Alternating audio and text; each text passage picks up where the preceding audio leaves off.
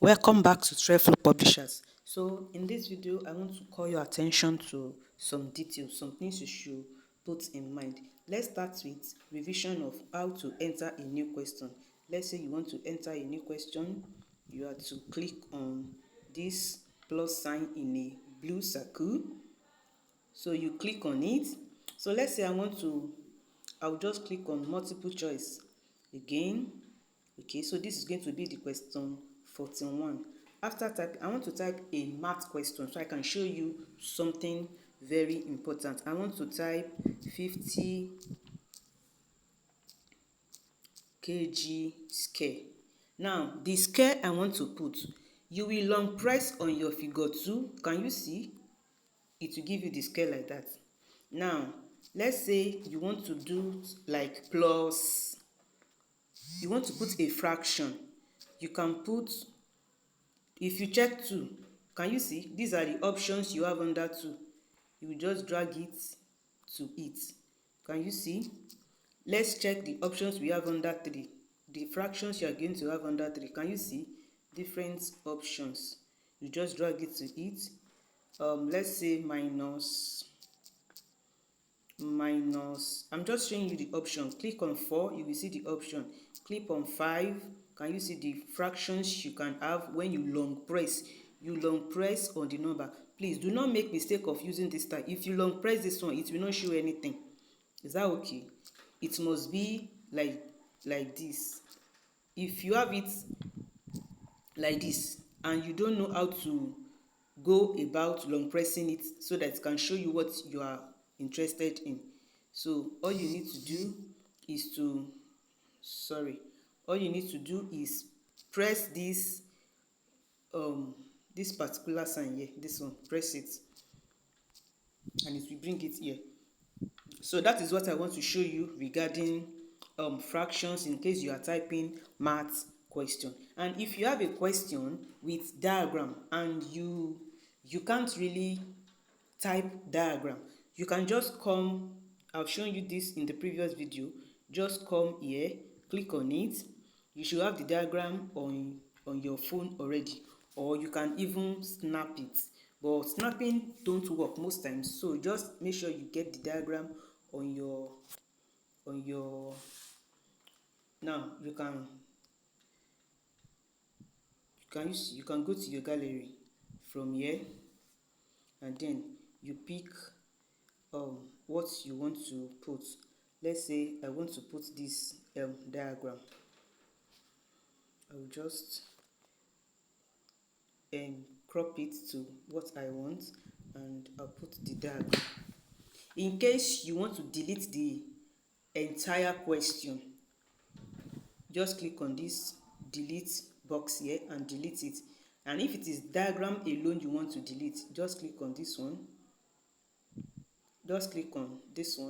and delete the diagram. Okay, so that is that about that. Then another thing, in case you want to type a French question or Yoruba, now come here. Oh, sorry, I can't show you that. Let me show you.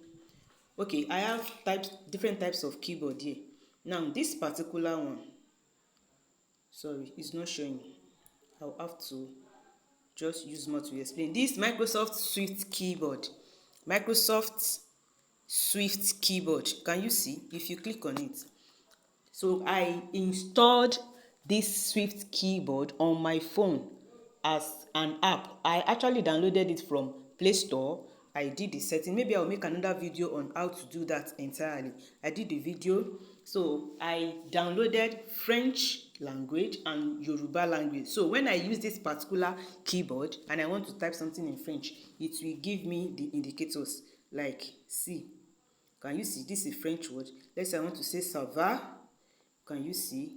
Let's say I want to type something like préférer. Like pere, this is father. Let's say I want to type préférer. Can you see this one? Is a French word. Now let's see if I want to type Yoruba, igba, things like that, or ọdún. anything that you want to type in Yoruba, you can type it also. You can type ole, ole, ọkùnrin, can you see olúkúlùkù, stuff like that. You can use this Swift keyboard to type that, and it will bring beauty to the languages of your Yoruba. Now let's quickly come to English. You want to type, you know those English questions I used to have this underlined word. There is no way you can underline the word here. So what you do is change the pattern and say this words in brackets. So you put that particular word, like find the nearest meaning to this word that is in brackets. So you put that particular word in brackets, and so when your students see that question in bracket, they know that is the word they should find the nearest meaning to. Since we can't underline words here, can we see that? Okay, so that is that about those little things I really want to call your attention to. I'm going to delete this particular question. Now let's come back to settings here. Here you can put the logo of your school. Just pick it from your Play Store and use. For French question, you can say bienvenue, that's welcome. For Yoruba, you can say káàbọ̀ or whatever, or just leave it as that. Now come to control here. Come under general. I've explained this one before, but there's something I said in my previous video that I really want to correct here. Allow multiple attempts here.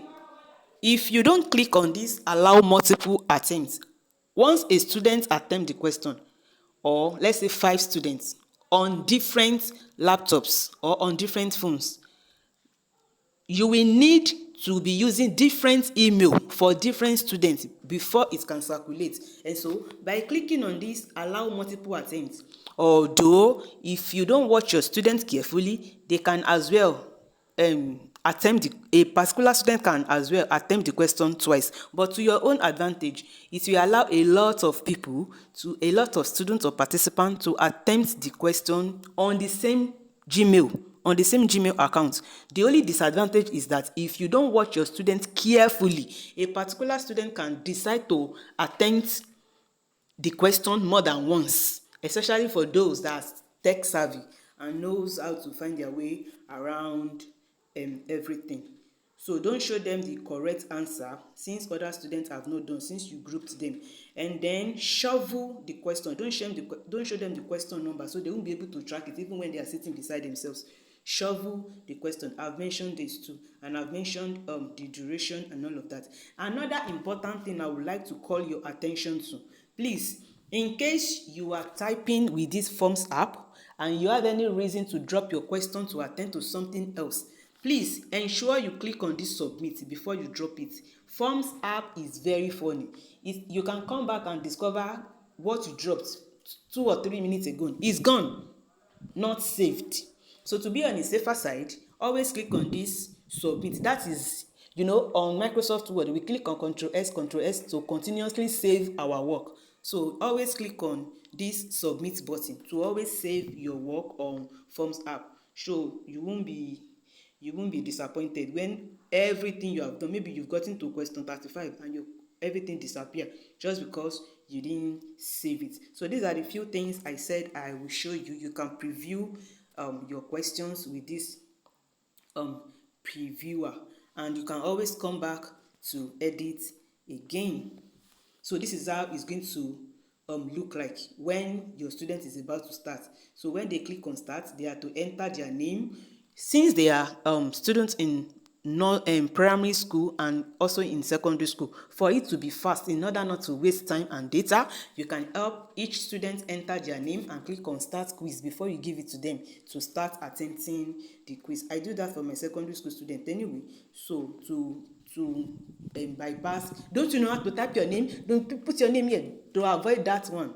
And then you should put your teachers through on how to guide students when they are doing this exam. So you click on submit and you have updated your quiz.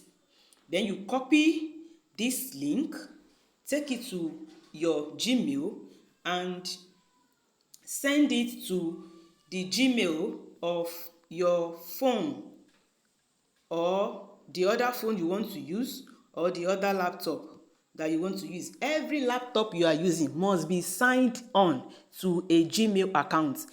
Of course, for an Android phone, there will be a Gmail account signed on already. So just send the link. If it is to be on Android phone, just send the link to the person, the owner of the phone. Just send the link to the person, maybe on WhatsApp or on Gmail or whatever, and the person will access it and good to go. But if it is not on